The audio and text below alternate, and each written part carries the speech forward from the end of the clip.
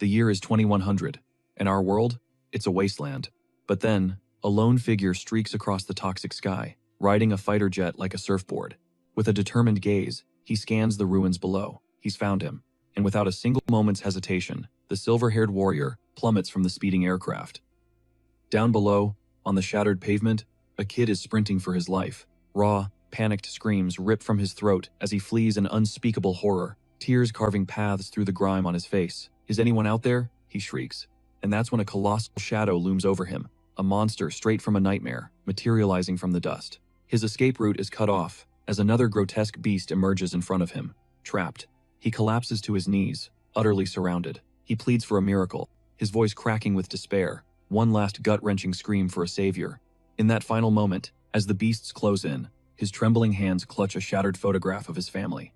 He prays that the ones who twisted the world into this hellscape get what they deserve and pay for every crime against humanity. But just as the claws descend, a blinding pillar of light erupts from the sky, vaporizing the monsters. And there he stands, the silver-haired warrior. "Sorry I'm late," the hero says calmly. Stunned and trembling, the kid can only stammer, Who are you?" The warrior simply meets his gaze, his expression forged from steel and certainty. The kid just breaks down, tears of pure relief flooding his eyes. Can we get our world back now?" he sobs. The hero nods, pulling the young survivor into an embrace. But the boy's wounds are fatal. "You can rest now," the savior whispers. With the last ounce of his strength, the kid manages a grateful smile. After breathing one final thank you, he goes limp. The silver-haired man stands in solemn silence, a guardian over the last body of a fallen race. Just then, a second figure in a stark white lab coat emerges from the shadows. "I'm too late, aren't I?" "He was the last one in this sector," his companion confirms, his voice grim. "Jin, you need to face it." The protagonist turns to his friend, his eyes blazing with a cold, hard fury. The scientist declares the cold, hard truth. Humanity is extinct. The monsters that did this, they were born from our own pollution. Mutant abominations known as the Corruptors, armed with insane regenerative powers. They hunted us relentlessly. We threw everything we had at them, nukes, bioweapons, and nothing worked. But we didn't just roll over. We engineered our own solutions. But the man in the lab coat gestures to the dead boy. "What's the point now? There's no one left to save. We were too late," he laments. But the protagonist, Jin, just smirks. "Oh, there's still something worth saving." Kagura stares at him. "You think there are other survivors?" "Nope," Jin replies, his smile unwavering. "I'm thinking about the future," the hero says, his eyes gleaming. "Those nanomachines you created, they can heal the planet, can't they? These nanites wouldn't just cancel out the Corruptors' terrifying healing factor. They would kickstart a full-scale restoration for our entire broken planet. With this, the world could one day reclaim the beauty it lost." Jin smiles at the impossible dream. He imagines a new civilization rising from the ashes, flourishing just as humanity once did. But the scientist, Kagura, thinks this whole plan is a delusional fairy tale. Still, he's on board. He watches his friend stride purposefully down a darkened corridor. Jin knows that even a 1 in a billion chance is a chance worth taking. We cut to a secret, high-tech facility buried miles beneath the dead Earth. This is where humanity makes its last stand. The silver-haired warrior steps into a cryopod that glows with a vibrant green light. As his colleague initiates the sequence, the researcher glances at the pod, wondering if this insane gamble will actually pay off. A robotic voice echoes, "Cryostasis initiated." The system clock begins to tick up from year 0. Outside, the monsters continue to dominate a dark and lifeless coastline. 5 years pass, then 20. The gargantuan creatures still roam a barren landscape. At 153 years, Earth remains a polluted, rust-colored marble in the blackness of space. When the counter hits 974, the mutants are still hunting through the skeletal remains of dead cities. After more than 1,300 years, the toxic fog finally begins to recede from the quiet beaches. At 8,400 years, Earth is once again a brilliant blue jewel seen from orbit. After more than 30,000 years of waiting, entirely new species of mutant beasts appear, born into the sprawling wilderness. The clock ticks past 84,000 years. Lush, green forests have completely swallowed the ancient ruins of human civilization. And finally, after an eternity, animal life is reborn into a world that is completely clean, beautiful, and wild. 100 million years have passed. With that, the system confirms the access key and begins the awakening protocol. At that very moment, someone is sprinting frantically through that ancient, technological tomb. Out of breath, a small girl, with twitching, animal-like ears. A frantic pack of beast children scramble for their lives, a shadowy nightmare nipping at their heels. The young girl's voice trembles. Is the savior really in there? Her friend's nod is firm, a silent promise, but a cold dread fills her. If that room is empty, it's game over for all of them, forever. Her knuckles turn white as she clutches a necklace, her heart hammering against her ribs. She sends a desperate, silent prayer for their guardian god to manifest and save her friends. In a final burst of speed, the trio slams into a colossal door, believing salvation lies just on the other side. Throwing all their weight into it, the heavy entrance groans open, revealing a sight that leaves them absolutely stunned. Their eyes scan the chamber, and their hope dissolves. It's a dead end, a tomb. With a look of utter devastation, the girl falls silent, realizing their Hail Mary has failed. In that crushing moment of defeat, the shadow beast descends upon them, and they are paralyzed by pure, unfiltered terror. A monstrous claw extends to obliterate them, but the young girl unleashes one last, desperate shriek for help. Squeezing her eyes shut and sobbing, the little girl calls out for her guardian god, bracing for the inevitable. Suddenly, crack! The glass on a nearby capsule fractures as a powerful energy bleeds out. In a blinding explosion of light, the hero inside awakens, launching an attack that smashes directly into the monster. Stunned, the children watch as their savior remarks that betting on a slim chance was always the right move. Then, the white-haired warrior plants his feet on the damp floor, finally shaking off a long, deep slumber. With his eyes glowing intensely, he declares that he never lost faith in the potential of humanity's future. With that, the hero inspects the supply box his friend built, noting it held up perfectly. He pops open the compartment and finds his gear stashed exactly as he left it. The young man then glances up at the monitors and realizes a staggering 100 million years have rocketed past since he went to sleep. In that instant, he sees massive chunks of data have been wiped, but he's floored that the shelter itself is still perfectly intact. He spots a tech injector and figures the nanomachines must have kept everything preserved. But now the protagonist clutches a message cube, determined to understand what went down on this planet. Turning to the beast children, the man says he wants to get the full story from them while they're hiding out. The little ones are completely shook, just realizing this warrior was buck naked this entire time. But the savior quickly starts suiting up, ready to finally bust out of this ancient, underground facility. He adjusts his gloves and his long coat, feeling this look is a perfect fit. Then, the enormous metal doors slide open slowly, unleashing a brilliant flood of light from the outside. With the youngsters in tow, the white-haired man emerges from the bunker, squinting against the blinding sun. With a curious gaze, the protagonist takes in the brand new world stretching out before him. A vibrant, green paradise unfolds in front of him, and the man can only marvel at how much Earth has morphed in 100 million years. He admits the world is completely unrecognizable as the girl once again calls him her protector god. In that moment, the little girl begs him to follow her, as she sprints joyfully across the wide-open field. Watching the little ones carefully, the hero gets lost in thought about the origin of these strange new life forms. He questions if they could possibly be human, since humanity was supposed to have been wiped out for eons. Maybe they're just creatures who evolved to mimic people over the vast expanse of time. Jin figures the nanomachines must have influenced their ability to speak, and then realizes he's been totally rude and hasn't even said his name. The hero introduces himself as Shido Jin, and the little girl replies that her name is Hakama Phil. Following her lead, the chubby kid pipes up that he's Tampo, while the cat boy says his name is Shandy. With introductions over, the young man asks what the plan is, and the girl explains that they're just about at their destination. Then she drops a bomb. She needs him to eliminate the corruptors. The savior is shocked to hear that ancient, dreaded name. Suddenly, little Shandy starts to freak out, pointing at something awful happening on the horizon. In the distance, the group sees the children's village engulfed in flames under a dark, smoky sky. Utterly panicked, the kids sprint toward the inferno, screaming for their parents as Jin tries to hold them back. But the white-haired warrior sizes up the situation with a sharp gaze and confirms the threat is very real. He sees the village as only guarded by crude, flimsy wooden walls. As the fire devours the old buildings, the hero can feel the agony of the people trapped inside. In that moment, the young man realizes this new civilization isn't technologically advanced in the slightest. Then Hakama stops running and freezes solid at the horrific sight ahead. An elderly woman is fighting a desperate battle against a gigantic insect monster to protect her home. Straining, the grandmother demands to know why the children came back to a place this dangerous. Eyeing the creature from afar, Jin wonders if that thing could actually be one of the original corruptors. He notices that the monster is a dead ringer for the enemies of his past, and his senses go on high alert. But the little girl begins to radiate a green light, and declares that she's going to save everyone herself. So, the hero decides it's time to make a move, and confirm his suspicions about the true power of these monstrous beasts. With a swift, deadly motion, the man unleashes a devastating strike. The blast sends the creature hurtling through the air. In that split second, Our hero gently catches the old woman, saying, "Pardon me," as he steps in to take over.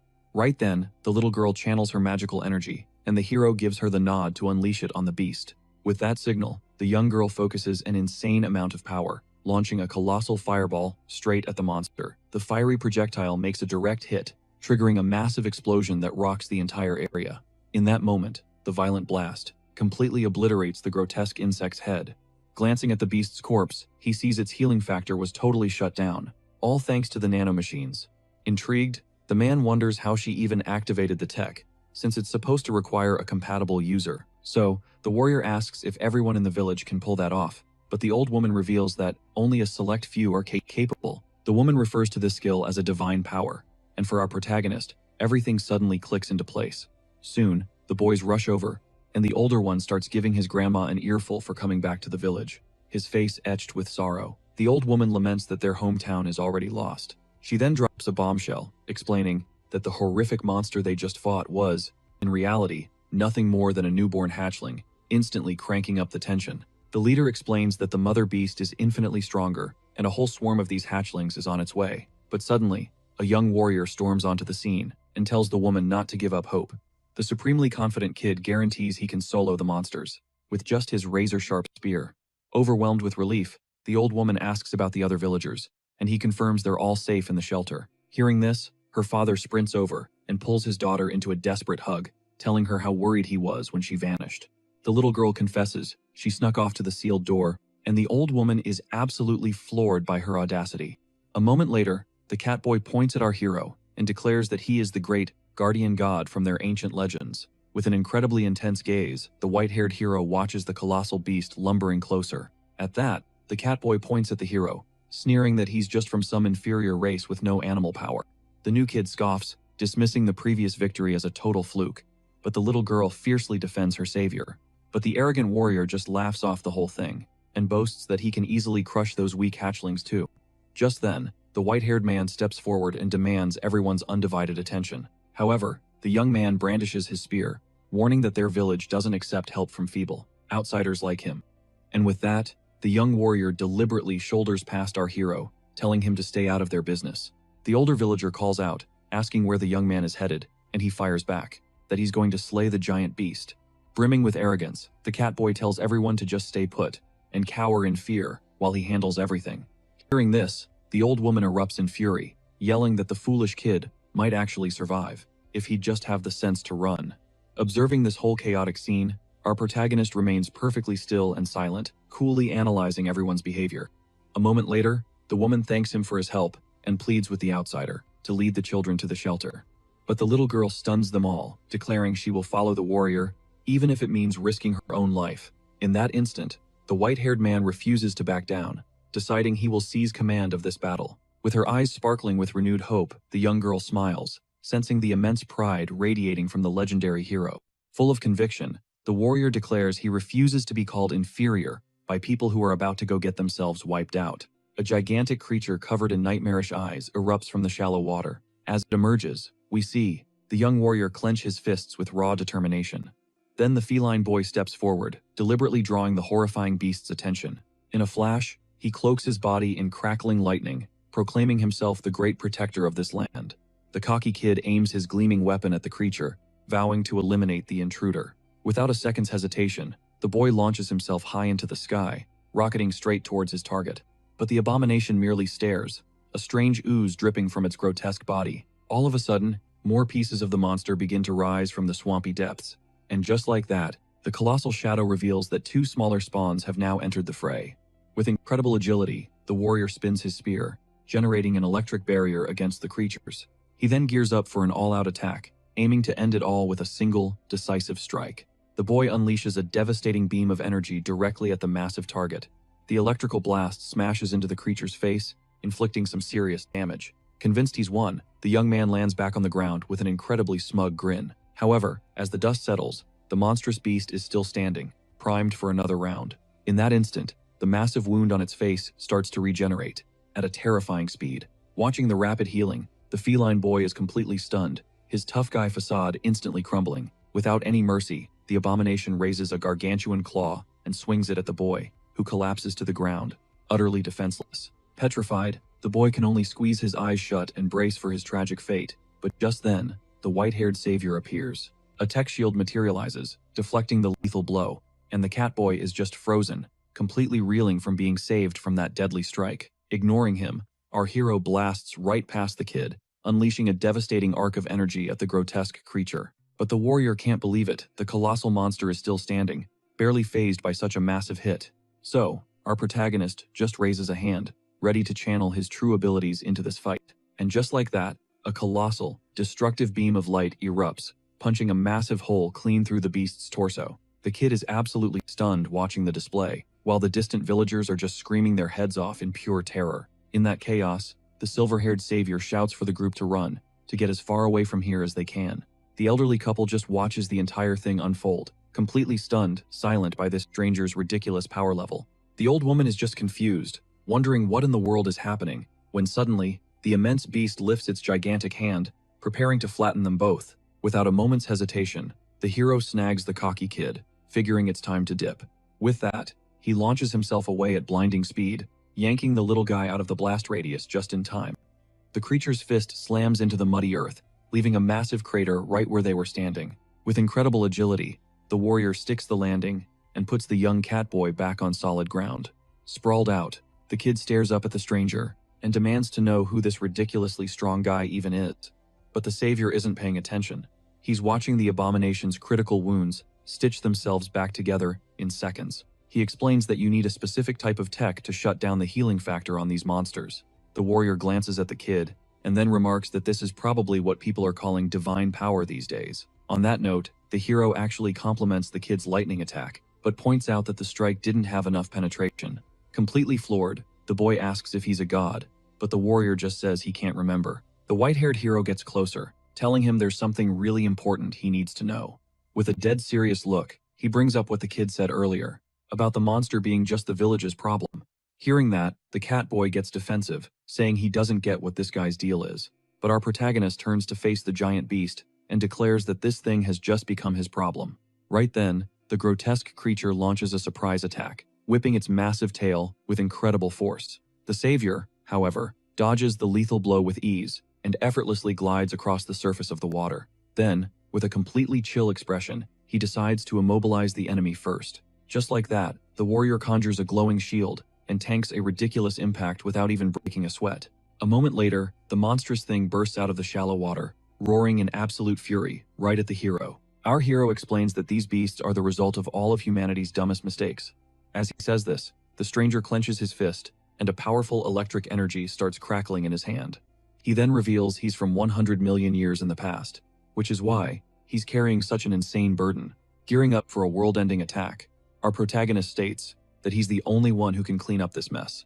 The confused Catboy asks if he can even win, and the warrior confirms he absolutely can. For a split second, his mind flashes back to ancient wars, with knights clashing in brutal, endless combat. Then, the vision shifts to modern soldiers, locked in tragic conflicts that tore civilization apart. In the aftermath, scientists were running agonizing experiments, desperately trying to save a history defined by bloodshed. And the final product of all that suffering was this one powerful warrior, the very last human ever created on Earth. With that realization, the savior unleashes his full power, blasting a gargantuan beam of light at the monster. The impact connects dead on, and the sheer force of it flash freezes the beast in its tracks. A massive torrent of white energy erupts from the hero's hand, slamming directly into the creature. In that instant, the blinding light completely engulfs the monster, vaporizing its entire body into nothing. Watching from a safe distance, the villagers' jaws are on the floor, completely shocked by the scale of the attack. Meanwhile, the little girl just breaks into a massive, admiring grin for her hero. The power output was so ridiculous that the beam of light sliced straight through the clouds, visible even from orbit. When the smoke finally clears, all that's left of the terrifying beast is a shimmering green puddle. The young Catboy starts sweating bullets, finally understanding the cosmic gap in power between him and this stranger. The hero just dusts off his hands and calmly states that he is the last of his kind.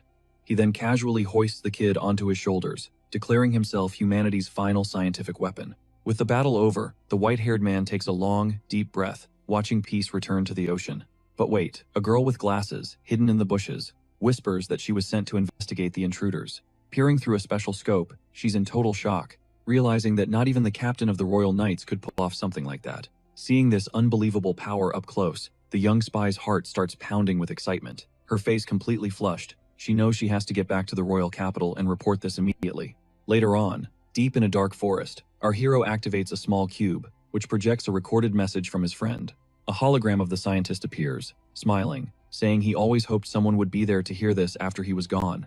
The researcher asks what the future is like, guessing that the planet must have finally healed itself. But then, the doctor's holographic face darkens, delivering a chilling warning that there's a massive problem with this whole picture. He lays out the grim reality. Even with the planet healing, the mutant abominations weren't just going to pack their bags and leave. Hearing this devastating bombshell, our hero goes completely still, his expression hardening into stone. The doctor reveals he first spotted something deeply unsettling, 1,000 years into the hero's long sleep. Turns out, his friend also put himself into a deep slumber, acting as a silent guardian to monitor the world's slow recovery. The population of those grotesque monsters kept dwindling, but as he scanned the global map, a new nightmare began to crawl into view. The surveillance footage showed it, a brand new creature, sporting wild purple hair, standing ominously over a freshly slain animal. This mysterious new being radiated an intelligence and lethality that made the old monsters look like child's play. The researcher explains the terrifying truth. The beasts were evolving right alongside the recovering planet. With that, he drops the heavy news that these upgraded mutants would become an apocalyptic threat in the years to come. The only option was to pump a little energy into the world's new life forms to give them a fighting chance.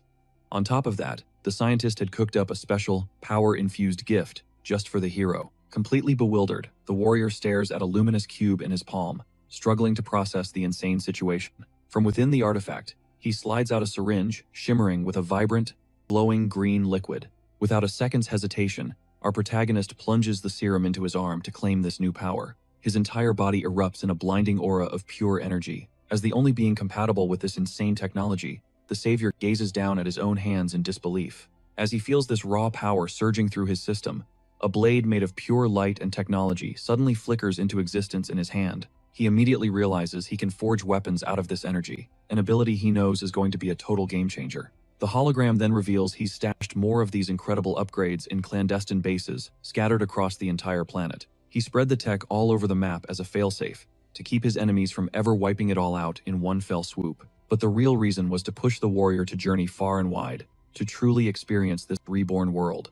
The scientist then speaks of the distant future, and the terrifying new threats these beasts represent. But then he shows that even with this looming danger, the current world is a paradise compared to what it was. The researcher remembers the old days, when the world was shrouded in utter darkness and desperation. But now, you see people running wild and free through the forests, their laughter echoing without the constant shadow of fear. Because of that, cities were raised from the rubble, and a fragile peace finally settled over these new communities. Humans could at last study, grow, and live safely. The hologram offers a genuine, warm smile, and begs his old friend to truly enjoy this world he fought for. But in that very moment, his image begins to flicker and distort. The doctor murmurs his deepest regret, not being able to see how the journey ends. His form ages in an instant, revealing the face of a man who poured every second of his life into this project. An overwhelming sadness hits our protagonist as he watches the final, fading moments of his dearest companion. With his last words, the scientist officially passes the torch, leaving the planet's destiny resting squarely on the warrior's shoulders. The hero secures the cube, silently accepting the monumental task. Just then, the Beastfolk kids come sprinting towards him, completely out of breath, exclaiming that the whole village has been looking for him. Giddy with excitement, they yank on his arm, insisting the celebration can't possibly start without their savior. The white-haired hero is low-key shocked by this hero's welcome, but his attention is suddenly snagged by something gleaming around the little girl's neck. His gaze locks onto it. He gently holds the tiny key, asking the girl where on earth she found that pendant. She explains that it's a sacred treasure, passed down through countless generations of her ancient clan. The young girl says the relic was designed to summon their protector god during times of absolute crisis. A slow smile spreads across the hero's face as it all clicks into place. He finally understands what woke him up, and with a nod, he agrees to follow his new friends. That night in the village, a massive celebration rages around a roaring bonfire. A few villagers spot them and call out, telling them to join the festivities and share a drink. As the hero approaches, one villager gawks, asking if he's the real deal, the guardian god from all the legends. But another guy just scoffs, sneering that the stranger looks like he comes from some seriously inferior species. The feline kid instantly bristles at the disrespect and marches right over to confront the group of haters. With a single, powerful kick, The kid sends one of the men who insulted the hero sprawling to the ground. He shouts that they're all cowards who ran away, which is why they didn't witness the unbelievable power the great warrior unleashed. The kids now stare at the protagonist with pure, unadulterated admiration, a complete turnaround from before. At that moment, the girl's father and the village elder make their way over to the white-haired hero. The leader bows deeply, thanking him on behalf of everyone for saving their people. The man says their home would have been utterly annihilated, and because of that, they are determined to repay this impossible debt. With a calm smile, the warrior tells them not to worry about any of that. But, seeing how much they're insisting, the savior says there is one thing he needs: information. He waves off any offer of treasure. He wants intel on the current state of the world, a request that leaves the village chief utterly baffled. The old woman then points the hero toward the royal capital, suggesting that's where he'll find the answers he's looking for. She clarifies that the city is the seat of power for King Chromosia, the ruler of their entire vast nation, and it's where the villagers often travel. They make the long trek to sell their unique silkworm textiles, and while the journey is perilous, she has complete faith in their new protector's ability to handle it. Still, acknowledging the risks, she insists he take Hakama as his guide, as the young girl also needs to reach the capital. It turns out the girl possesses divine power, and the capital is home to a special academy designed to hone that very kind of magic. The next morning breaks, casting a beautiful light over the small, serene village, as the protagonist opens his door with a smile. He soaks in the crisp, fresh air of this new world, gazing at the scenery and thinking to himself. He never dreamed he would witness a view so breathtaking. A shadow of sadness crosses his face as he wishes his friend Kagura was there to share this moment. His thoughts are broken when the feline boy approaches with a fresh set of clothes, addressing the hero as their guardian god. The boy quickly tells the stranger to get dressed, pointing out that he's currently wearing nothing. Suited up and ready, the warrior and the little girl officially start their long trek to the capital. The old woman offers one final piece of wisdom, telling the little one to be a dependable guide on their trip. The young feline warrior complains, wanting to tag along, but his grandma orders him to hit the books first. The savior turns to the boy, complimenting the impressive moves he pulled off in yesterday's fight. At the praise, the cat boy flushes bright red with embarrassment and vows he'll be waiting for him in the capital. Fired up, he screams that he's going to study harder than ever, while the girl's father expresses his gratitude to the hero. The man pleads with the protector to watch over his daughter, fully aware of how dangerous the road can be. In a final farewell, he tells the young girl to be careful and always look after her health. With that, the pair waves goodbye to the entire village and finally sets off toward their destination. The girl sprints ahead, buzzing with excitement, while the white-haired man follows her with a calm, steady gait. They follow a winding path alongside a sparkling river, completely surrounded by the region's lush, vibrant nature. As evening approaches, the two decide to camp for the night in front of a majestic waterfall, carved into the mountainside. The little girl points toward the horizon, showing off the incredible vista to her new companion. At night, gathered around the fire, she notes they have 4 days of travel left. He muses that the distance feels shorter than he expected. The girl then asks why the hero is so determined to learn about the world, still calling him her guardian god. With a knowing look, the warrior simply says, that's a huge secret he can't share. His mind flashes back to his friend Kagura, who once warned him that the monsters they called corruptors never truly go extinct. In that instant, the image of a grotesque creature burns into his mind, and he confirms with a chilling certainty that they exist in this time period, too. But he's confused. He knows those abominations are only supposed to appear in places that have been completely ravaged by pollution. A strange energy washes over the hero, and the girl notices his expression has turned terrifyingly dark. He quickly snaps out of it, apologizing, and saying he was just thinking about some heavy stuff. The hero concludes that at least there are still people who live free from the tyranny of those monsters. He decides his first objective is to investigate how the people of this world fight back against the corruptors. Then the warrior tells her to drop the god title and introduces himself properly as Jin. Abruptly, the thunder of a horse charging at full speed shatters the quiet of the night. The duo is instantly on alert, and the little girl is terrified by the sudden appearance of a stranger. A blond man on a warhorse pulls up and apologizes for disturbing the traveler's rest. From atop his mount, the knight asks if he might speak with the young man for a moment. The elven soldier has a grim expression and wears immaculate armor that signifies his high rank. Sitting coolly by the fire, the protagonist glances at the newcomer and asks who he is. The knight identifies himself as Argus Walton, the captain of the 7th Division of the Knights. Hearing that name, the hero internally questions if this is the very organization he's been searching for. At this, one of the captain's companions becomes enraged by the stranger's laid-back attitude. The female warrior barks at the boy to get on his feet and show proper respect to her leader. She fumes over his sheer insolence, but the captain orders her to stand down immediately. Flashing a disarming smile, the knight apologizes for his subordinate and again invites the boy for a chat. The protagonist rises to his feet and challenges the woman, questioning what she meant by her outburst. The soldier then demands to know where they came from and what their final destination is. In response, the little girl innocently explains they departed from Kodama village and are headed to the royal capital. The irritated warrior's face splits into a malicious grin, certain she has caught them in a lie. With that, she dismounts from her horse, preparing to engage the two travelers. The woman unsheathes her blade and roars that there's no official record of anyone matching his description in that village. The hero is actually surprised to learn this country maintains such detailed population records, but the captain flatly contradicts his partner, stating that the girl's account is true. He points out that the little girl's clothes are crafted from the expensive and highly specialized fabrics unique to that very region. The leader smirks, confirming the story checks out, much to his companion's total embarrassment. But then, the whole vibe shifts. His hand clenches the hilt of his sword, and he shoves the blade right in our hero's face, declaring that the white-haired man is something else entirely. The captain points out the boy's fit is sus and grills him about where he got it. He reveals that bandits around here use kids as decoys to ambush cargo shipments, and just like that, the soldier calls them out, accusing the duo of being criminals playing innocent. The girl screams that they've got it all wrong, but the knight just scoffs, saying he'll be the judge of that. Filled with a mix of rage and terror, the little girl squares up, ready to throw down against the entire armed squad.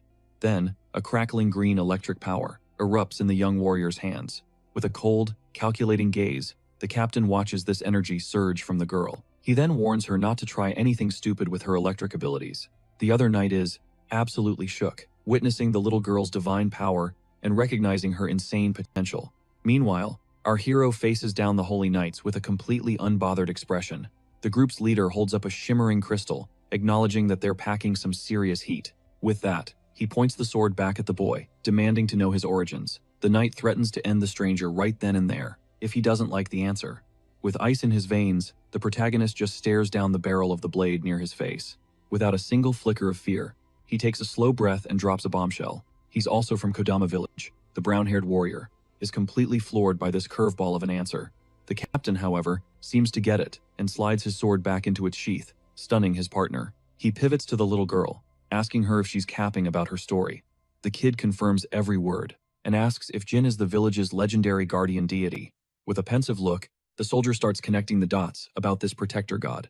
The knight asks if they're cool now, and our hero confirms the issue is dead. With that, he hops on his horse and apologizes for being so extra, leaving his colleague absolutely stunned. The captain says they'll cross paths again since they're also heading to the capital. He offers to help them out later, saying he owes them one, which just makes his partner lose her mind at him. The knight announces his departure, and the female warrior just can't process what just happened.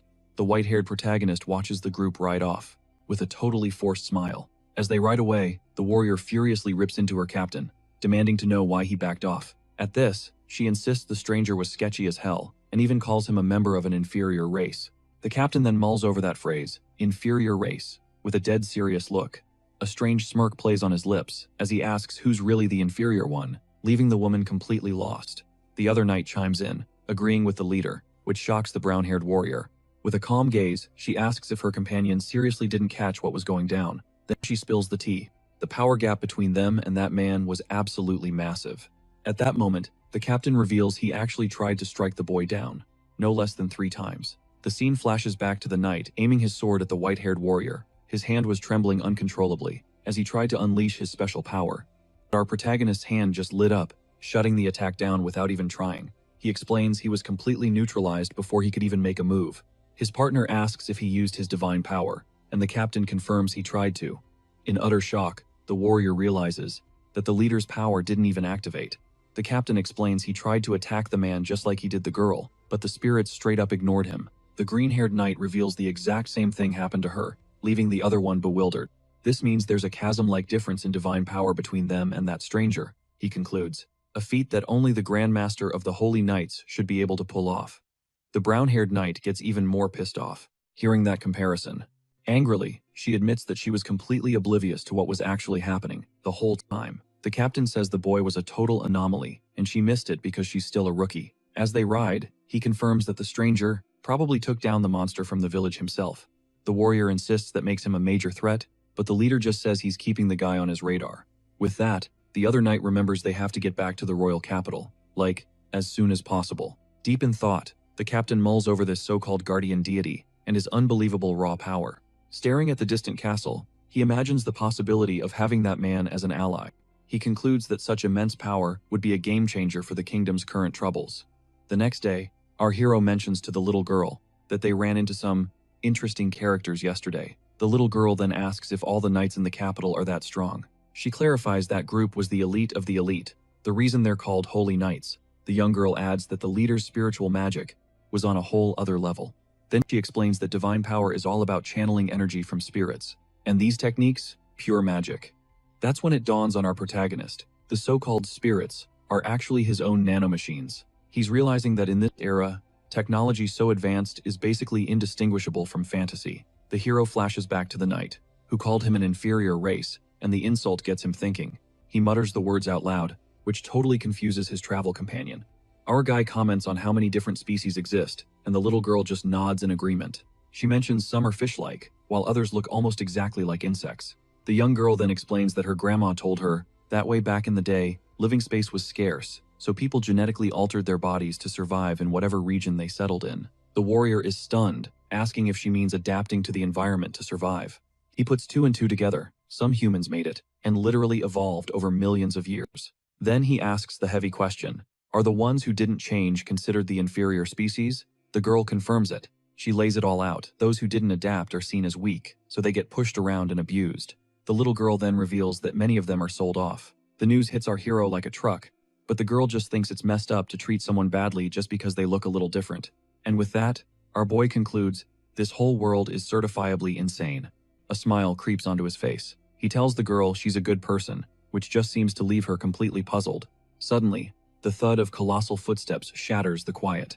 During their trek, a blue-haired girl bursts from the trees, desperately pleading with them for help. Sprinting at full speed, the stranger trips and eats dirt, hard. The hero's companion immediately rushes to the fallen girl's side, asking if she's all right. Watching the whole thing unfold, our protagonist just stares at the girl, sprawled out on the ground. The blue-haired girl is gasping for breath and looks seriously messed up, but the warrior notices something off. Her ears are pointed, just like an elf's. Lying there on the ground, the young woman is covered head to toe in scrapes and grime. Our hero assesses her injuries and realizes her condition is critical. His little friend cradles the elf's head on her lap, frantically trying to wake her. That's when our savior declares he's going to heal the woman and conjures a brilliant blue light in his hand. Abruptly, the injured girl's eyes snap open, staring at him in utter disbelief. In a single, fluid motion, the elf presses a blade to his companion's throat. Completely blindsided, our hero freezes on the spot as the woman threatens to eliminate the hostage if he pulls any funny business. The hero stays dead silent for a beat, his mind racing to process what the hell is happening. Right on cue, the wind kicks up, swirling the leaves around. As the vibe gets dangerously tense, the protagonist takes a deep breath and warns her, "You're making a huge mistake." With an ice-cold glare, he drops the bomb. "Your friends are already closing in on us." The girl is absolutely terrified, stunned that he saw right through her entire plan.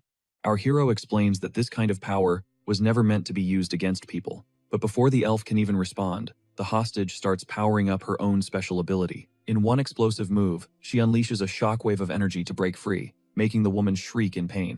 As the traitor tries to bolt, an invisible man appears out of thin air, pointing a massive sword directly at the warrior's neck. The enemy growls that if he so much as twitches, the blade will cut him down. Even our hero is surprised. He has to admit, the invisibility power was insanely effective. It reminds the savior of old-world technology capable of perfectly mimicking its surroundings. That ancient tech was primo stuff, mostly used by the elite security forces of his time. Dropping the camouflage, the man congratulates the young woman on her performance and reveals his entire crew. The bandit leader questions what nation the warrior hails from, to be rocking such strange clothes. Another thug sidles up and gets visibly pumped when he finds out their target has divine power. The enemy taunts him, asking if he even knows how to use it. Our protagonist simply cracks a smirk. Without a shred of warning, one of the bandits drives a powerful kick straight into his stomach. The massive goon roars at him to not get cocky, calling him an inferior race. Then the group's leader warns his men not to damage the goods, since he's not worth much anyway. One of the guys questions if the boy really has divine power, and another one seriously doubts it. That's when it clicks for the little girl they're the infamous slave traders of the region. Seething with anger, the leader crackles with electricity, and tells the pair it's time for a nap. Terrified, the girl's last thought is that she's about to be sold into slavery by these monsters. In a pitch-black space, Our hero tries to wake up his travel buddy. The little girl jolts awake with a gasp and realizes she's locked inside a cage. She sees the savior in the same predicament and asks if he's okay. He confirms he is. He then scans their surroundings and wonders aloud where the heck they've been taken. The warrior calmly explains that this must be the bandits' base of operations, the same ones who ambushed them. He quickly notices that tons of other people have been captured, in the exact same way. In a nearby cell, we see two beaten-down prisoners, with all the hope drained from their eyes. Next to them, another young elf girl stares at the stone floor, completely broken. Trapped in a cage, paralyzed by fear and hopelessness, the protagonist duo watches the entire nightmare unfold. Huddled in the silence of their cell, the girl murmurs why he's shirtless, and the hero explains his clothes were swiped because they were considered rare. She notes how weirdly calm he is, and he just shrugs, saying he spent most of his life barely wearing clothes anyway. The little girl demands to know why the powerhouse warrior didn't just fight back when they were ambushed. With his kind of strength, she says, he could have wrecked every single one of them. The hero just gazes into nothingness. A bandit barks at the blue-haired girl to get the prisoners some food. Meanwhile, back in the cell, the hero is in a state of deep, peaceful meditation, as his partner observes quietly. The woman enters the area holding a tray, completely shook to find the pair wide awake. Seething with rage, the little girl screams at the traitor, but the woman just says she can hate her. With a haunted look, the blue-haired girl reveals that she has zero expectation of ever being forgiven. Gripping the bars until her knuckles turn white, the little girl shoots the woman, a look of pure, murderous fury, but the warrior suddenly cuts in, saying their kidnapper is actually a very kind person. Totally thrown, the girl can't process the compliment, arguing that no real villain would ever do something like that.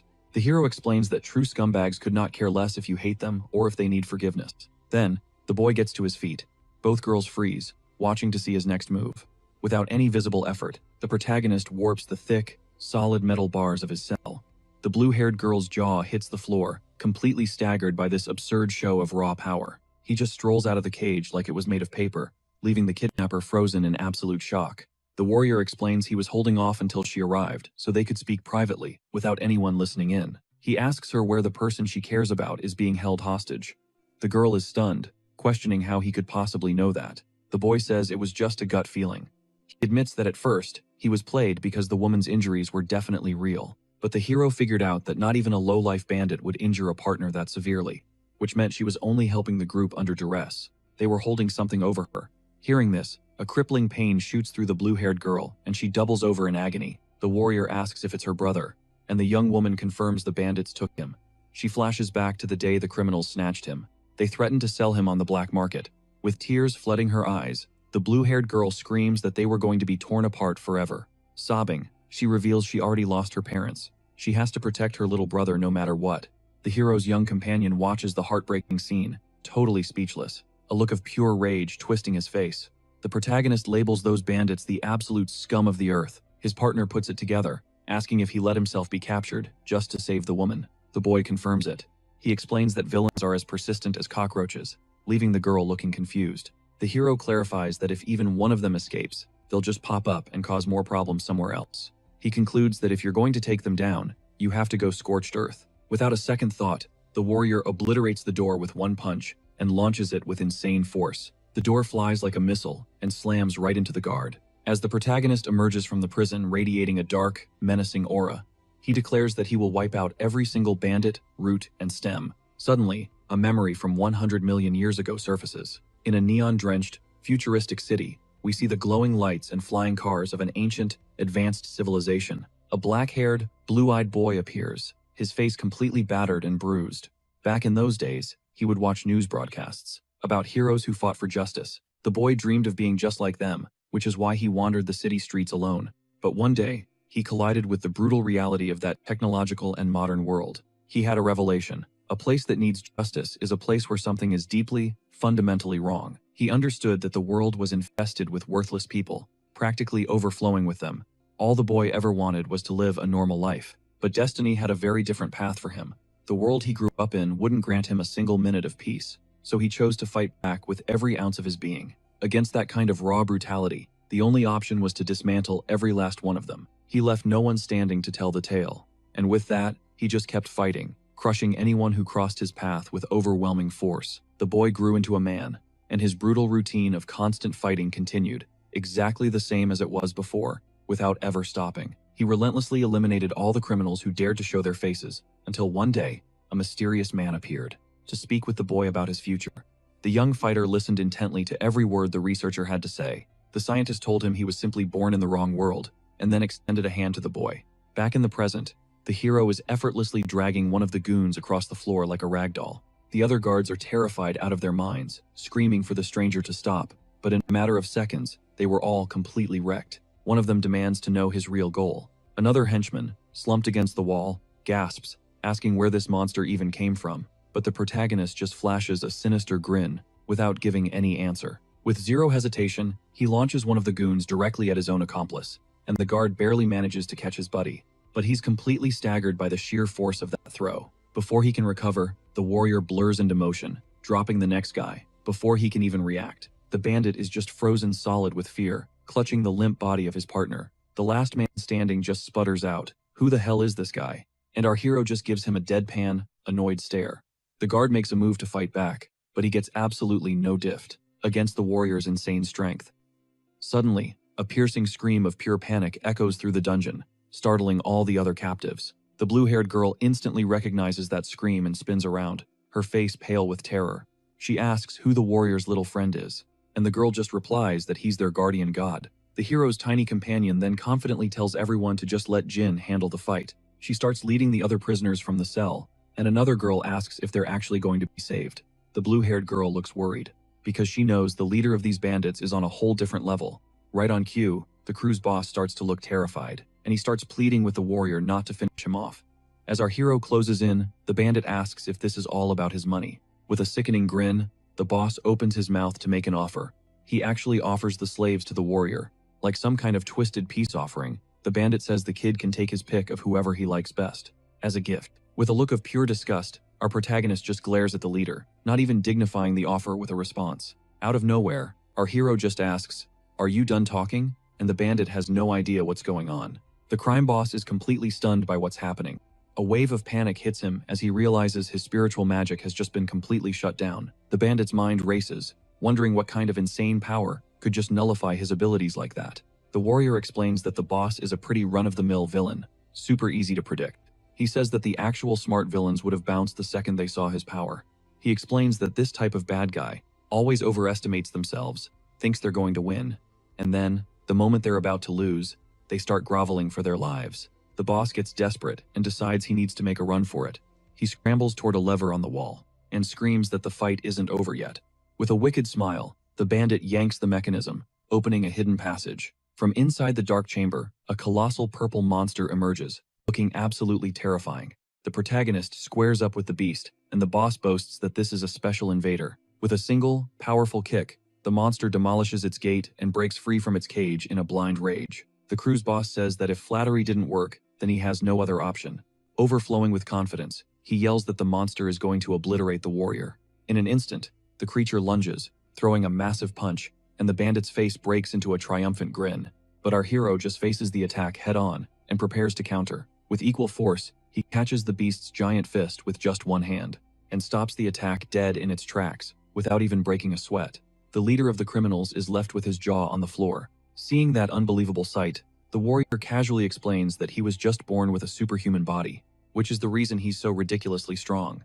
He mentions having way more muscle fibers than a normal human could ever have. With a single, precise punch, the protagonist smacks the monster right in the face and sends it flying across the room. At this, he warns that he's done holding back and unleashes a crackling blue aura around his body, tapping into his divine power. The boy blasts a gigantic beam of pure light directly at the creature. Scared out of his mind, the bandit watches his monster get completely vaporized by the warrior's attack.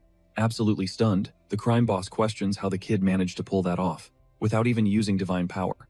With a calm expression, the warrior just listens as the bandit asks what his next move is. At that moment, the crew's leader starts pouring cold sweat and begs for his life, absolutely petrified of this man. But soon after, he forces a nervous laugh, figuring out that this savior has no intention of letting him leave here alive. Before he can ramble on, our hero lands an incredibly powerful kick right across that scoundrel's face.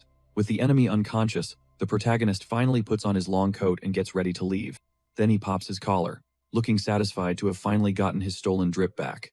At that moment, The warrior's gaze falls on the caged children, and he tells them to hold on just a little longer. He promises he'll get every single one of them out of this awful place as soon as he takes care of a few final details. With that, the stranger walks over to a table and says he needs to find proof of the gang's crimes. Opening one of the wooden drawers, the boy discovers a strange document, and he gets extremely curious. Holding the mysterious paper, he can tell the text gives off a heavy conspiracy vibe. However, the language scrawled on the document is completely alien and written in totally bizarre letters. Totally confused, the hero stares at the sheets, unable to make sense of a single thing, all while trying to play it cool. A sly smirk spreads across the warrior's face. He's putting the pieces together. The gears in his head are turning, and he makes a mental note. He's got to have his tiny companion teach him how to read later on. Shifting his focus, the savior's eyes land on the dark, scorched stones on the ground, making him wonder what the real motive was for capturing that beast. Driven to uncover the truth, he extends his glowing hand, moving it closer to what's left of the giant monstrosity. The kid then activates his tech, hacking into the feeds of all the nanomachines scattered throughout the compound. Flickering holographic screens pop up around him as he scrubs through all the surveillance footage from the past week. Right there, in that grimy base, he's floored to discover the twisted creature was intentionally brought there by these very people. The footage shows the bandits arguing, one of them insisting that snatching such a dangerous monster was completely pointless. But a shadowy figure counters, cryptically stating that some very interesting things were about to go down in their country. As he analyzes the video, the protagonist realizes the entire situation was a meticulously planned setup. That attack on the village was no random act of bad luck. He now understands they grabbed that monster to unleash some far more sinister plan. Meanwhile, the freed hostages huddle together outside the base, anxiously wondering if the nightmare is truly over. The blue-haired girl hears approaching footsteps and sees the raw fear still clinging to every single one of the rescued captives. With a burst of pure excitement, the little blue-haired boy sprints toward his sister, ready to hug her. He screams her name, and she runs to meet him, her face lit up with joy. The two siblings collide in a tight embrace, just so relieved to be safe and together again. With tears welling in her eyes, the girl sobs with overwhelming relief. Finally able to protect her little brother, the young woman showers their rescuer with thanks, telling him he's her absolute lifesaver. A small smile plays on the hero's lips as he replies that he's no god, but that she doesn't have to worry anymore. Then, his head suddenly jerks towards a group of men. They're busy restraining the defeated bandits. The short-haired girl explains that those guys aren't locals. They're employees from the guild. She says with a hint of pride that she was the one who called them in, and our hero is genuinely impressed. The young woman also points out that the massive dude standing nearby is the big boss of this whole operation. Just then, an old man with giant horns approaches them. He asks if the warrior is the one responsible for all this. The man bows with deep respect, thanking him for his help before introducing himself as Podrak. Clearly impressed with the kid, he concludes that this stranger is far from an ordinary man.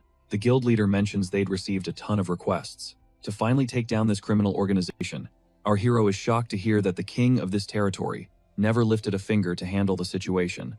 Seeing his confusion, Podrak lets out a hearty laugh, and he explains that the local leader has absolutely zero real authority. He clarifies that the ones who actually deal with crime are the members of his guild, because his organization swore an oath of eternal loyalty directly to the great king of the entire nation. He reveals that if the local king ever stepped out of line, they would be the ones to arrest him. Podrak notes that, at the end of the day, his guild basically operates as the true police force. But this new info makes the hero's mind race back to those cryptic conversations about the captured monster and the king. The white-haired warrior quickly concludes that this king is sketchy as hell and cannot be trusted. With that, he immediately apologizes and tells the guild leader to just forget what he said. The hero decides to keep this explosive truth on the down low for now. His gaze falls upon the freed people on the street, and he asks Podrak what's going to happen to them. The old man explains that any person they can identify will be sent back to their homes, but for anyone who has no place to return to, the guild's hands are tied. The girl's head droops in sadness, knowing her brother has nowhere to call home. But the white-haired warrior refuses to accept this rule, and he presses, asking if there aren't any shelters.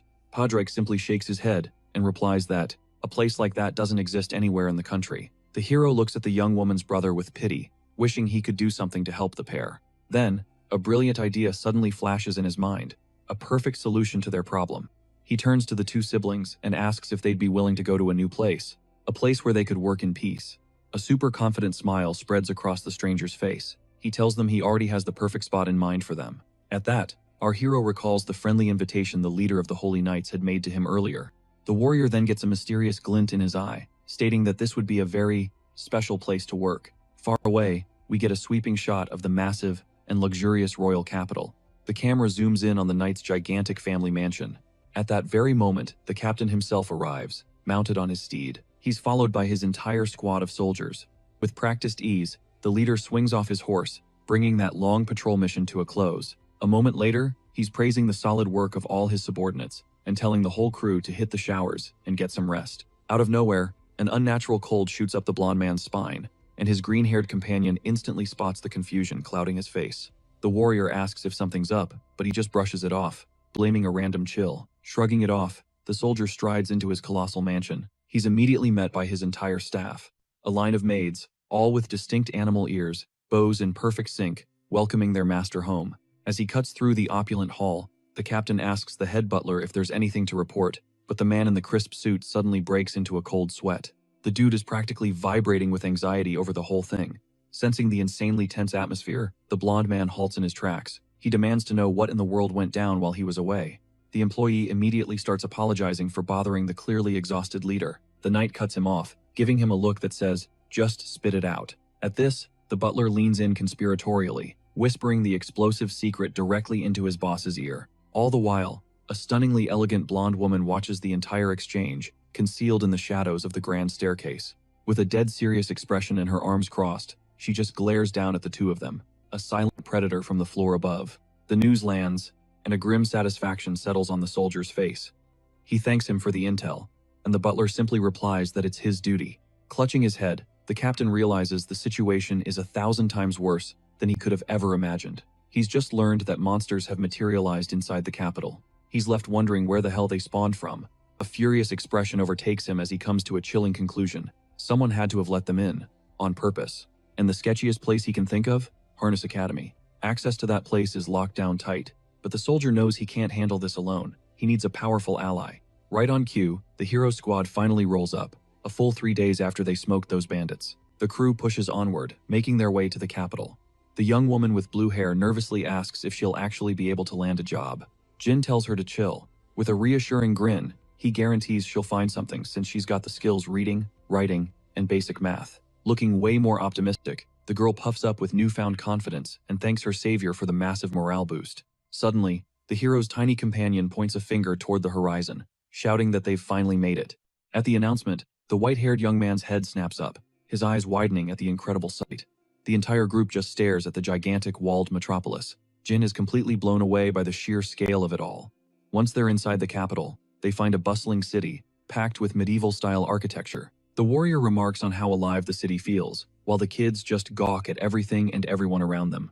The girl explains that the city's entire economy is built on imports, which is why literally everything winds up here. She even mentions that people from her own village come here to hawk their goods, and the detail clicks in the hero's memory. The young man finds it all completely captivating, spotting people with insect-like wings in the massive crowd, a true melting pot of different races and cultures. Shop stalls are overflowing with goods from every corner of the world, and the streets themselves are surprisingly clean and well kept. Kids are running around playing without a care, and the hero can't help but notice how solid the law and order seems to be here. But just as quickly, the protagonist's entire mood shifts, his face hardening into a much more serious mask. He's reminded that just beneath this peaceful surface, the dark reality of forced servitude still festers. With a haunted look, the warrior figures that every era has its own brand of darkness. He then pivots, asking when the Academy's entrance exam is. The little girl pipes up that it's next week, and the hero lets out a breath of relief. A young, blonde woman watches them, mulling over the idea of them trying to get into Harness Academy.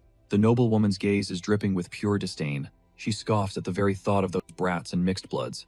Sometime later, the group finally checks into a decent inn to crash after their grueling journey. The second they're in the room, the kids go wild, excitedly bouncing around before launching themselves onto the beds with pure joy. Sinking into a chair, the hero celebrates the fact that he's about to sleep in a proper bed, and the girl enthusiastically agrees. At that moment, the warrior reflects that while they made it here in one piece, now he's got to figure out the group's long-term survival. Jiggling a pouch heavy with coins, he mutters that to make it in this era, you need cash. The small one is clutching their reward money. The young man points out that this stash isn't going to last forever.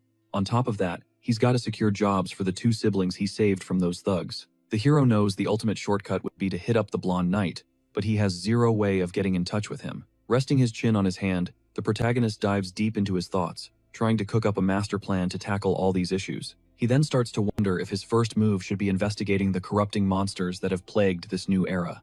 An image of shadowy, malicious figures flashes in his mind, and he knows they're already weaponizing the beasts for their own twisted schemes. Staring out the window at the city below, the warrior concludes that he absolutely cannot turn a blind eye to this threat. With a look of pure determination, he decides he has to make a move, and soon, looking out at the sprawling city, he makes a silent vow that he will not let history repeat itself. The young man then asks how someone even does research here. The girl chimes in that you either learn from a teacher or from books. The young woman quickly adds that books are crazy expensive. She says that back in her village, they had to pool all their money just to buy one, but then she remembers the capital has a public library where he can look up anything he wants. The warrior is totally intrigued by the concept of a library. He realizes this is perfect, as it might hold clues to his friend's lost laboratory. A pink-haired librarian offers a welcoming smile, and flat out tells them their request is a no-go. She explains the books are priceless national artifacts, and the library isn't some public hangout. Access is strictly for students, faculty, and the capital's high-ranking nobles. His tiny companion pipes up, pointing out that Jin can't even read, and he just owns it, admitting he's illiterate. He's just started tackling the alphabet, but it's going to be a hot minute before he can get through a single page. Facepalming, the warrior wonders what his next move is. Just then, two figures materialize. The hooded pair scopes out the group, and one confirms they've found their targets. His instinct screaming, our hero spins around, demanding to know what they want. Without warning, one of the men, sporting wolf ears, throws a lightning-fast punch, but our warrior snatches it out of the air with one hand, barely even flinching. With an icy glare, he sarcastically remarks on the city's so-called warm welcome and top-notch security. The hooded attacker just smirks, firing back that the outsider is dead wrong about this place. With that, the enemy's hand ignites with a fierce, blinding yellow energy. The two men lock into a power struggle, their magic clashing with raw intensity. A brilliant flash of light erupts in the middle of the street, making every resident jump out of their skin. The wolf-eared dude leaps back, and our hero has to admit, the guy's got sharp reflexes. The blue-haired girl is absolutely bugging out, seeing them use divine power in the middle of the day. The protagonist demands answers, and the attacker reveals someone really doesn't like him. It clicks for the outsider, this is a hired hit, arranged by one of his enemies. A sly grin spreads across our hero's face. This whole situation actually fits perfectly into his bigger plans. The thug tells him to bounce from the city, but Jin just scoffs, that he only sweats real threats. Triggered by the diss, the wolf-eared guy lunges again with everything he's got, but with zero effort, the protagonist intercepts his opponent's fist in mid-flight. In one fluid motion, the warrior wrenches the goon's arm and slams him face-first into the ground. Seeing this, his red-headed partner goes ballistic and conjures a fireball. He hurls the blazing projectile straight at the outsider, who just casually watches it approach. With a simple flick of his wrist, our hero extinguishes the fire magic like he's swatting a fly. The white-haired young man teleports directly in front of his enemy, who is completely stunned by the insane speed. Before the guy can even blink, our savior grabs a fistful of his collar. He tells the kid to come back, when he's actually strong enough to be a problem. With a bone-chilling stare, the protagonist asks if the punk will have the guts to try him again. Terrified out of his mind, the kid realizes this warrior isn't some low-level species, like he'd assumed. His partner screams, "That's enough!" as a female warrior orders everyone to freeze. The knight grumbles that they're causing a huge scene on her day off, right in the main square. With that, she declares she's hauling them all to a jail cell, and tells them to get ready to move. Our hero cracks a smile. His plan to stir up some trouble and get noticed has worked out even better than he expected. All of a sudden, the thug recognizes the warrior and yells that he's that low life. From the forest, the camera pans out to the two goons on the ground and the knight sizing up the outsider from afar. With a wicked grin plastered on her face, the woman struts toward the group. Seething with rage, she levels her sword at our hero and accuses him of stirring the pot the second he set foot in the capital. With a smug smile, the warrior retorts that inferior species don't really get what's right, but a woman with rabbit ears interrupts, saying she witnessed the entire thing. She testifies that our hero's crew was the one attacked first, and that they were clearly acting in self-defense. The knight is taken aback by this account, and glances at the two dudes still eating dirt. In that moment, she recognizes the attackers, and asks if they're students from Harness Academy. Slapping a hand to her forehead, the woman groans about the mess, praying a certain young lady isn't involved in this. Our hero perks up, asking about this young lady, but she tells him not to sweat it for now. With a friendly smile, the outsider notes that the Holy Knights are even out on patrol. The warrior explains that the capital is massive, so they pitch in to keep the peace, but she pauses, her gaze fixed intently on the white-haired young man. It dawns on her that this guy is insanely powerful, because those academy kids were no joke. Then the knight says her goodbyes and warns our hero not to cause any more drama in her city, but the protagonist cuts her off, saying there's a place he'd like her to see. Totally thrown by the random invitation, the woman turns back and demands to know what he's talking about. A short while later, the group pulls up to the opulent mansion of the Aris family. Sitting across from the captain, our hero lays out his proposition. He wants the captain to hire them. The blonde knight is completely floored, remembering how he offered to help if he was ever in a jam. He looks over the crew and asks why his entourage has gotten so much bigger since their forest encounter. The young man explains that he tracked down the bandits and rescued 2 siblings they were holding captive. Hearing this, the captain immediately asks what happened to the criminals, and our hero reports he dropped them off with the guild. Stroking his chin, the captain starts to ask another question. After our guy single-handedly demolishes an entire bandit crew, the knight commander demands to know why he even bothered to help. The hero lays it out. They're orphans, cast out because of their so-called inferior race. With that gut punch of a reveal, he explains his only goal was to find them a safe place to work. The captain is baffled by this sense of duty, but the outsider just states that this is his personal code. Our hero declares that since he stepped in to save them, he's responsible for the 2 siblings until the very end. Faced with this raw determination, the captain and his partner are totally blown away. Hearing their savior's powerful words, the siblings erupt into smiles, radiating pure hope and joy. The knight finally agrees, offering them positions as servants in the mansion, which makes the young woman practically vibrate with excitement. But there's a catch. The knight commander lays down one crucial condition for this whole deal. He then drops the bomb. He wants our protagonist to become an instructor. The young man is justifiably confused. With the arrangements made, the siblings get decked out in fresh servant uniforms, looking incredibly sharp. The white-haired warrior cracks a smile and notes how awesome they look in the new gear. The young woman bows deeply, thanking the captain over and over for the chance, but he just waves it off. He puts their training in the hands of the head butler, with a stern warning not to mistreat them, because of their heritage. The siblings wave a heartfelt goodbye to their hero as he gears up for his new mission. The protagonist immediately questions the real motive behind being offered an instructor role. The knight praises his sharp intuition, admitting he trusts him despite knowing nothing about his past. And then, the captain reveals the truth. He needs him to infiltrate the notorious Harness Academy. The hero is struggling to connect the dots, so the soldier starts breaking down the kingdom's dire political situation. He explains that the nation is being torn apart by warring factions, and our MC immediately asks where the king is in all this. The blonde captain reveals the king is gravely ill, and a shadow war for the throne is already raging. At this point, he clarifies that schemers with zero claim to the throne are plotting a full-blown takeover. To achieve this, they're hiring invaders and dragging innocent civilians into their bloody conflict.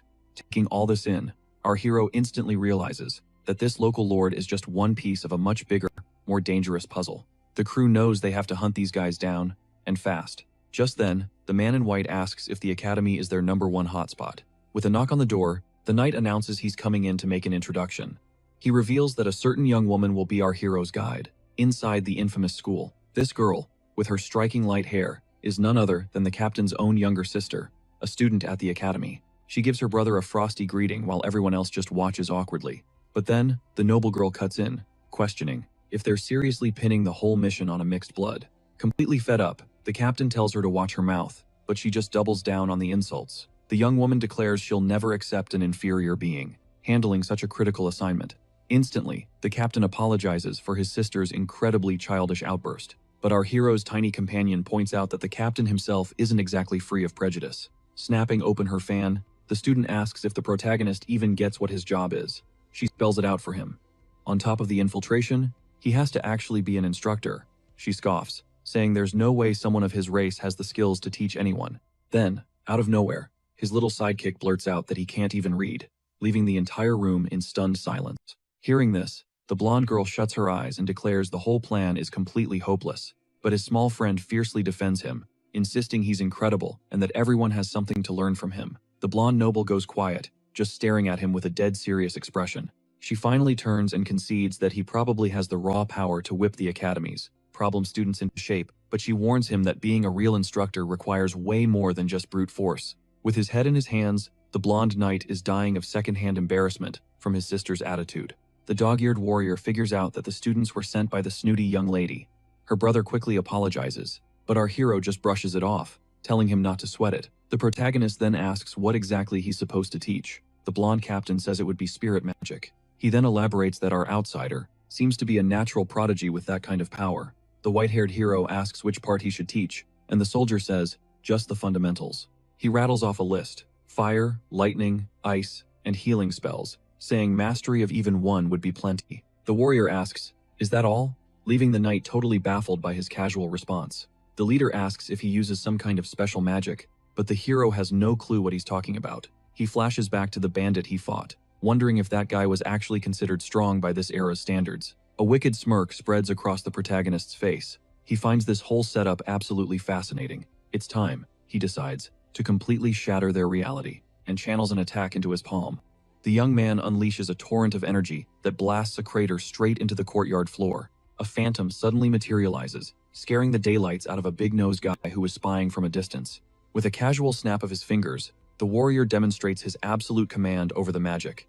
In an instant, the wolf-eared man drops to his knees. Writhing from the spell's force, the wolf-eared man screams, demanding to know what kind of sorcery the outsider just used. Utterly desperate, he accuses the young man of pulling a dirty trick, swearing he's never witnessed anything like it. On the other side of the courtyard, the two teachers simply stand by, taking in all the unfolding drama. A smirk curls on the captain's lips as he says this wraps everything up, and the school's headmaster silently agrees. In that moment, every academy student stares at the young man with a mix of total awe and sheer terror. The young blonde is floored by the display of magic, and her friend confirms it was a unique power. This makes her wonder why, because someone from an inferior race shouldn't be able to wield such insane strength. The student glares at our protagonist, her eyes filled with distrust. She asks herself just who this guy is, watching as he effortlessly calms down the other instructor. 1 week later, we cut to the academy, a place that teaches its students many things, but its true purpose is to forge warriors who can obliterate the invaders. Any student who can't hack it gets kicked out without a second thought. However, the headmistress promises that if they graduate, they could rise to become legendary holy knights. In a hype speech, she makes it clear that everything comes down to each individual's own strength. Up in the private boxes, a young man remarks on the new students, noting how many of them are commoners. Just then, a red-haired guy named Reyes approaches the noble girl to say hello. He's surprised to see her there, pointing out that she usually couldn't care less about other people. With a smirk, the young woman says, her friend is just there to scope out the new nobles. But the lion-eared guy's face turns serious as he spots something off in the seating area. He demands to know why a half-blood is sitting with the instructors, and the girl coolly informs him that he is one of them. The red-haired guy is completely shook, and the noble asks for his take on the new instructor. With that, the lion-eared young man is left totally stunned, unsure how to even respond to his friend. Then she admits that, at first, she thought he was just another insignificant half-breed from the slums. Our protagonist observes the ceremony, fully aware of the nobles shooting daggers at him from afar. The hero takes in the gigantic academy, realizing that a full investigation is going to take ages, but he can feel their glares of contempt, and decides he needs to switch up his image around here. The young man knows he has to earn their respect, or he'll immediately raise suspicion. The scene then shifts to the massive castle that is the headquarters for Harness Academy. Inside a classroom, the teacher announces that the spirit magic lessons are about to start up again. He then tells the elite class not to let their guard down around the new freshman instructor. A wicked grin spreads across his face, hinting that he has a nasty plan in store for our hero.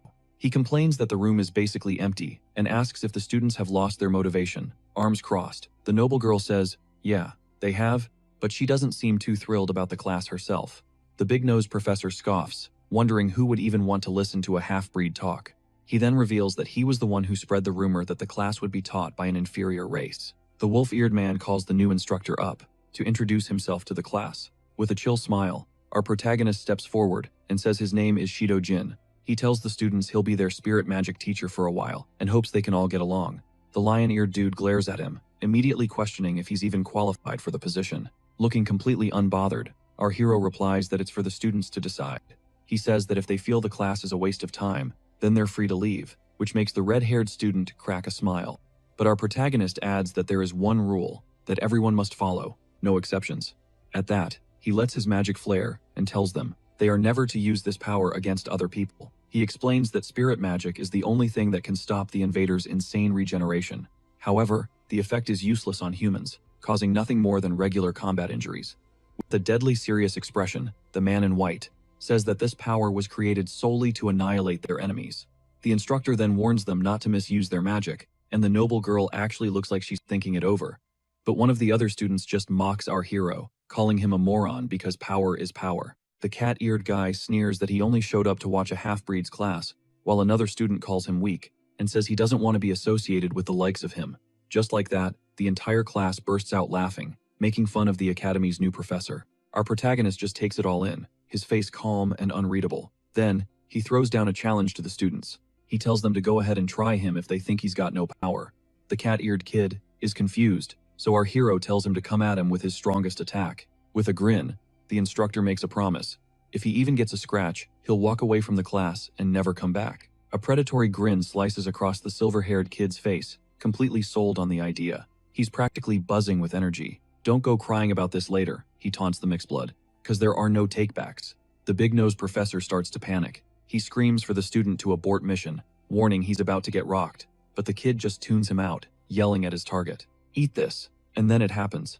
A colossal beam of raw, golden energy erupts, tearing straight for our protagonist. The blast detonates against the ground, kicking up a massive cloud of dust and smoke.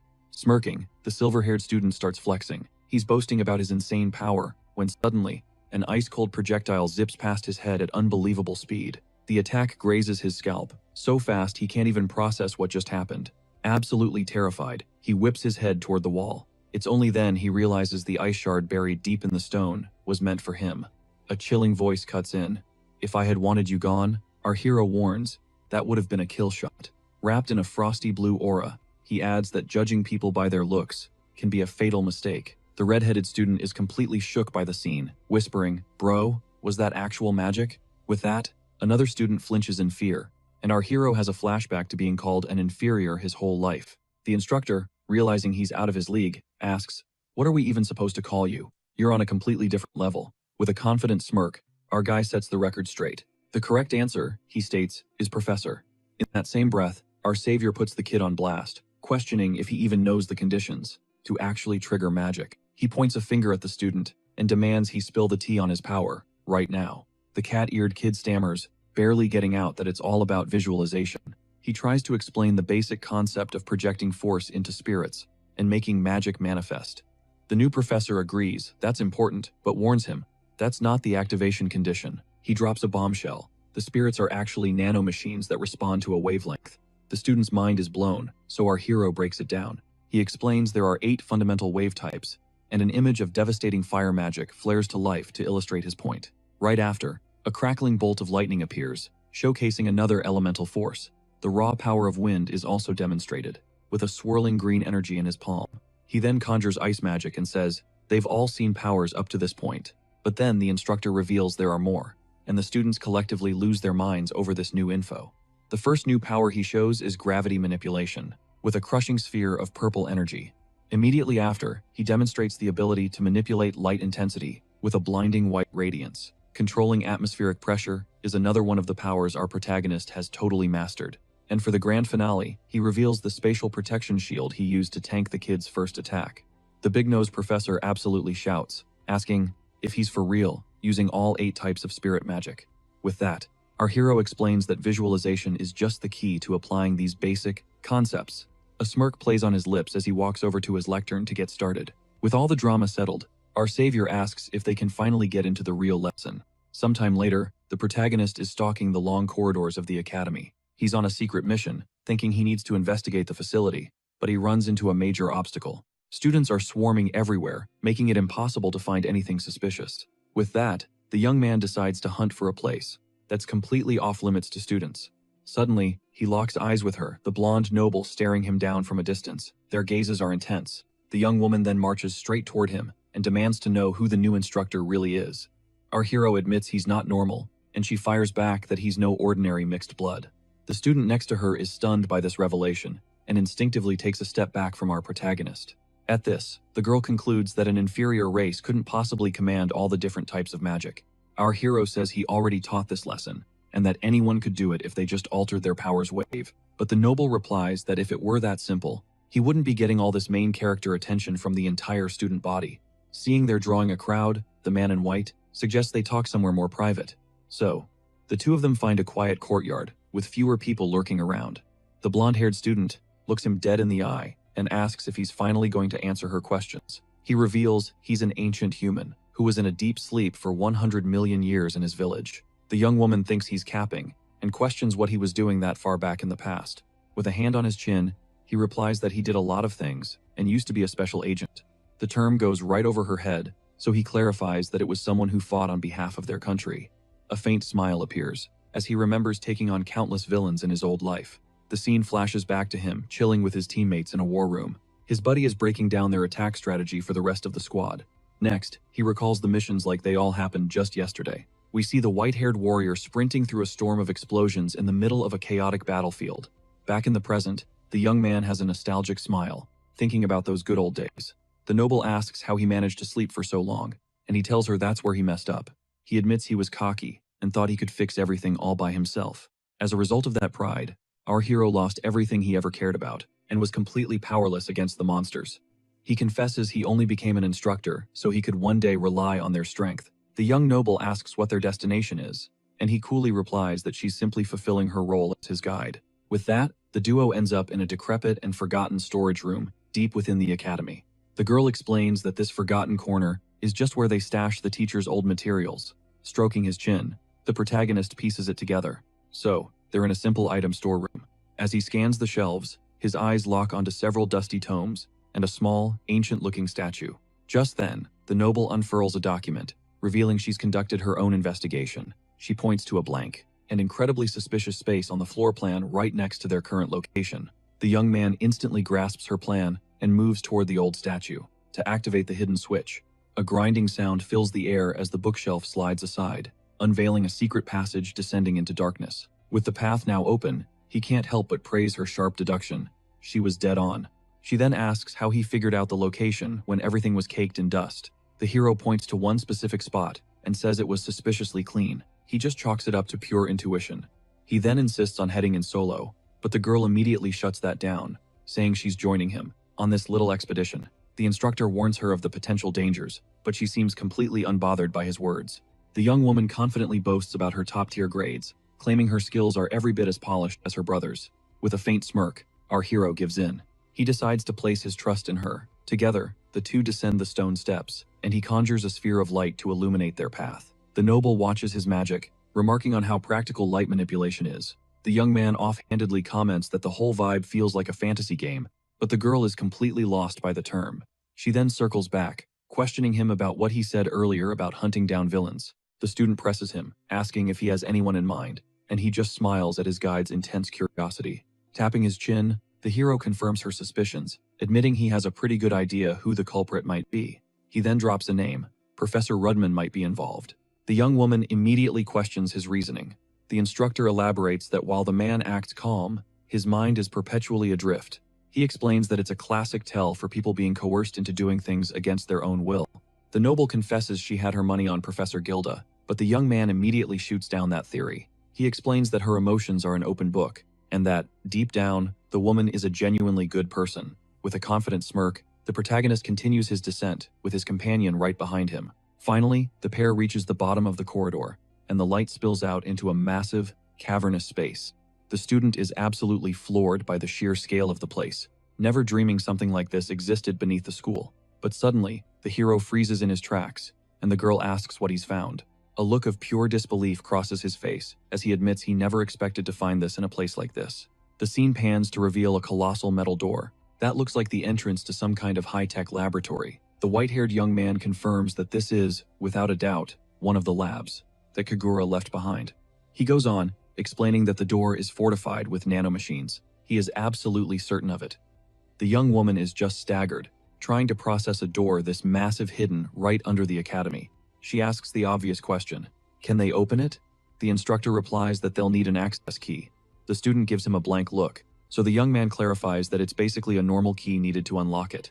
At this, the protagonist's expression grows pensive. As he schemes up a way to get inside, he recalls the girl from the village possessed the key, concluding that someone in this academy must have one, too. With a look of sheer determination, the hero begins gathering magic in his palm to deal with the problem head-on. He places his hand on the door, and a brilliant blue light flares to life, confirming his own access level is sufficient.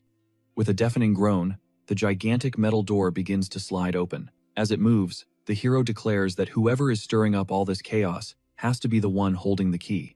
Peering inside, the pair is greeted by a horrifying sight. Dozens of cages filled with monsters, one absolute titan of a beast in the center. Completely shell-shocked by the scene, the blonde-haired noble is at a total loss for words. She stammers, asking how he opened the door, and he just replies that he has his perks. The student just stares at him, repeating the words ancient human under her breath, trying to make it all make sense. With her hand on her chin, she asks if he really time-traveled from 100 million years in the past. The protagonist completely ignores her question, instead approaching one of the cages and getting a good, long look at a grotesque green monster. As he walks through the lab, the warrior finds this entire setup deeply unsettling. With a grim expression, he wonders why any of these monsters would just let themselves be captured. The young man observes that not a single one of the creatures is even attempting to break out of its prison. This jogs his memory about the bandits, monsters, who were just as docile in their cages. Even more critically, he questions how they managed to smuggle these massive beasts deep beneath the school. The noble finally admits her brother was right all along. The academy is seriously sus. With that, she proposes they lay a trap, but the hero immediately dismisses the idea. He stresses that their top priority is to seal this place up tight and dispose of the monsters as quickly as possible. The young woman is shocked by this strategy, asking if they're really just going to let the mastermind walk free. The instructor warns that if these monsters get out, the academy students are about to become cannon fodder. That's when it hits him. Her brother lives by a code: protect the people first, always. The noble gives the green light, and our hero admits he's getting a seriously bad vibe from this place. He states that his gut feeling is never wrong, and that he needs to sweep the entire laboratory from top to bottom. On that note, he urges her to get her brother on the line and lock down the academy to prevent a catastrophe. The young woman is on board with the plan, and bolts to summon backup from her knightly relative. Now alone, the protagonist's eyes lock onto a massive clock mounted on the wall, as if he's searching for a hidden detail. He stalks through the lab, desperate to uncover any clue that explains this insane situation. The camera zooms in on the blue clock, hinting that this object is a major key to the mystery.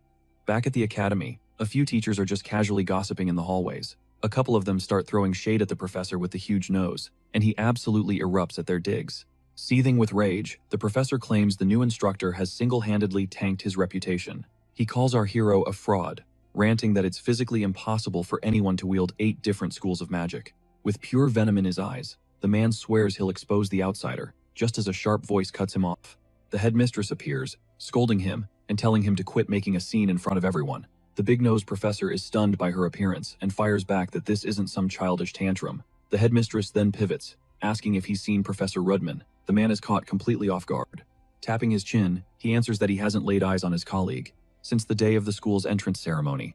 The headmistress sighs, disappointed, as she needed to go over the new student's curriculum with him.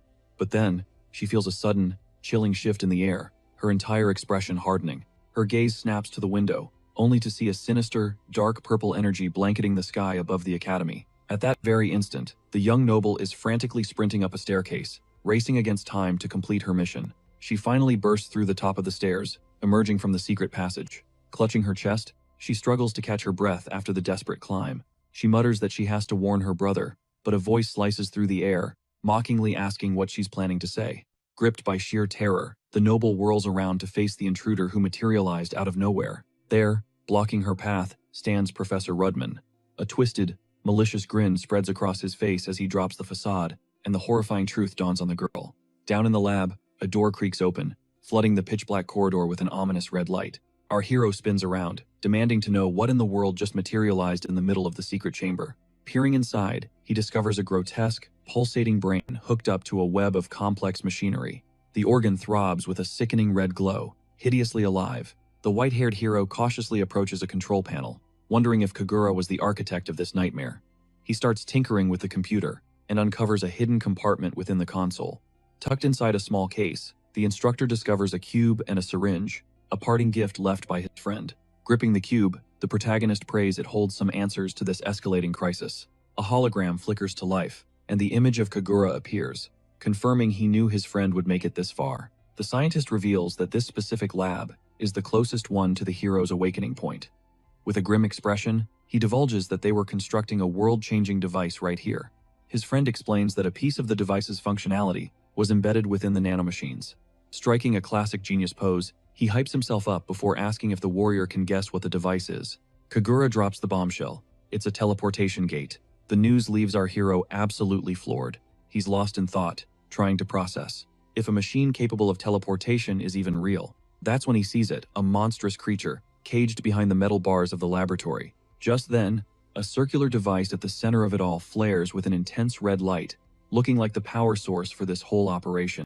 Scanning the room, the young man realizes the entire place is lined with cells, each one holding a nightmarish beast. At that moment, the wall clock's hands begin to twitch and spin erratically, instantly grabbing his focus.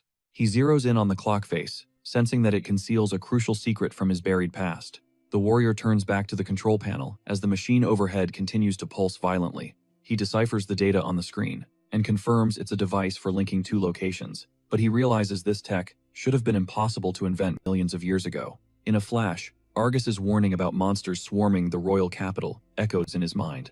The veteran connects the dots. The invaders are being funneled into their world through this very machine. He glances at the holographic image of his old friend, understanding now that this lab is ground zero for something far more sinister than he imagined. Suddenly, a blinding blue light erupts from a portal that just activated directly in front of him. Stunned, the hero sees that the device's true form is nothing like he could have ever predicted. With the teleportation device already exposed, the hero's mind races, trying to figure out what the hell this pulsating core could be. Suddenly, the entire clockwork mechanism screams. The gears spin into a frenzied blur, and a split second later, a violent explosion of crimson energy engulfs the entire room, unleashing a bone-crushing pressure. He throws up an arm to shield himself, desperately trying to make sense of the wildly unstable machine. This triggers the creatures in the cells, who begin to thrash and roar in agitation. As the scarlet glow consumes every shadow, a massive monster snaps open its countless jaundiced eyes, poised to shatter its prison. A pillar of pure red energy erupts from the lab's core, casting an apocalyptic light on everything. Out in the courtyard, a female soldier sprints desperately to find Argus, needing to warn him that something catastrophic is unfolding in the capital. With a grim expression, the Knight Commander confesses he already sensed the impending doom. At that exact moment, hundreds of beasts rain down from the sky, and immediately begin obliterating the city's buildings in a brutal assault. Back in the library, the young blonde woman glares at the professor and demands to know why he's giving her that creepy look. The man's face twists into a malicious smile as he reveals his plans are already in motion, all across the kingdom. Furious, the student channels her magic and tells the traitor to get out of her damn way, knowing he's a part of this mess. The portly man just chuckles, admitting she's pieced it all together, but declares it's far too late to stop him now. Stunned by his confession, the blonde demands to know what he means by those ominous words. The villain explains that today was the day chosen for his grand scheme to finally be unleashed. He admits the attack was supposed to happen later, but he had to move up the timeline because her snooping was getting on his nerves. In that instant, a look of pure cruelty flashes across the enemy's face as he savors the terror dawning in the girl's eyes. Meanwhile, the white-haired young man is sprinting through the corridors, trying to intervene. His razor-sharp intuition screams that the professor is just as big a threat as the king. At the entrance to the secret passage, the girl realizes the savior must already be down there investigating.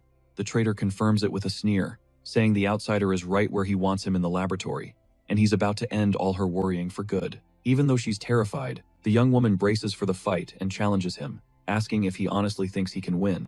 The villain roars with laughter, guaranteeing his victory and claiming he's acquired a power that is both absolute and invincible. As he speaks, a horrifying purple smoke swirls around the traitor, while the other female students watch the chaos unfold, frozen in fear. The blonde stares at his transformation as the enemy vows to show her his full potential. The villain screams that this is his new power, just as the little one clocks him with a vase. At this, the blonde is just completely shell-shocked at how pathetically the enemy was taken down. With a huge sigh of relief, the animal-eared, young woman wipes the sweat from her forehead after that burst of action. She then cheers for her victory over the downed traitor, while the other girl can't stop trembling. Just then, the noble asks what she's even doing there, and the little one says she was out looking for her hero. With that, the girl warns them that things have gone completely sideways outside, and they desperately need help. Then the freshman confirms she saw the white-haired guy heading into that secret area, but the blonde realizes the kid is just a rookie and is seriously impressed by her courage. Worried, the student asks if it's actually okay to assault a professor, and her friend insists it's totally fine. At this, the little one suggests they just blame the entire incident on the noble, since no one actually saw their faces during the chaos. A moment later, the sound of frantic footsteps echoes down the hallway as someone rushes toward them. Then, the protagonist shows up and demands to know what happened to the traitor, who's completely knocked out on the floor. He warns them that the city has become a war zone and that total chaos has erupted in the streets. But the warrior reveals that all the beasts from the laboratory have vanished, a fact that terrifies him. At that, The blonde is hit with a wave of panic as she understands the horrifying truth. Those monsters are loose and preying on the public. With that, the group sprints out of the secret passage and races to save what's left of the capital. Looking down from a high vantage point, they see the city engulfed in flames, with explosions tearing everything apart. A monstrous beast tears through crowds of panicking citizens, and raw fear infects every corner of the kingdom. Then a flying monster appears in the sky and starts hunting the people desperately trying to escape the slaughter. With that, a colossal paw slams into the ground, signaling that the army of monsters has officially begun its invasion. At this, we see a truly gargantuan beast that stares down the capital from a distance, preparing to unleash hell. Then, the monster opens its maw, which is filled with fangs, and lets out a world-shaking roar. At that moment, the young blonde woman is frozen, stiff, realizing the city is on the brink of annihilation. But the warrior only feels regret, blaming himself for not destroying that teleportation device sooner. With that, the eared girl points to the horizon and warns that something is approaching. At this, the giant in the sky begins to charge its attack. A blinding spear of destructive energy erupts from the monster's maw, slicing through the heavens on a direct course for the palace. Ground Zero is the royal castle, and the incoming blast is powerful enough to vaporize every last stone and soul within its walls. The students below can only watch, paralyzed by sheer terror, knowing that cataclysmic impact means certain death for the royal family. In that exact moment, the man in white glances at the syringe in his hand and decides the time for waiting is over. He slams the injector into his own arm, feeling a godlike surge as nanomachines ignite within his veins. His friend's frantic voice screams through the comms, reminding him that this ultimate power-up is a one-shot-per-day deal. In response, the scientist clarifies that, while the jump is short-range, it's an instantaneous teleport, timed to intercept the beam as it crashes into the kingdom. Our hero braces himself to defy the impossible, just as a shimmering blue portal tears open the fabric of reality, shocking the entire group. With zero hesitation, the savior launches himself through the dimensional rift, emerging in the sky to confront the blast head-on, a lone warrior rocketing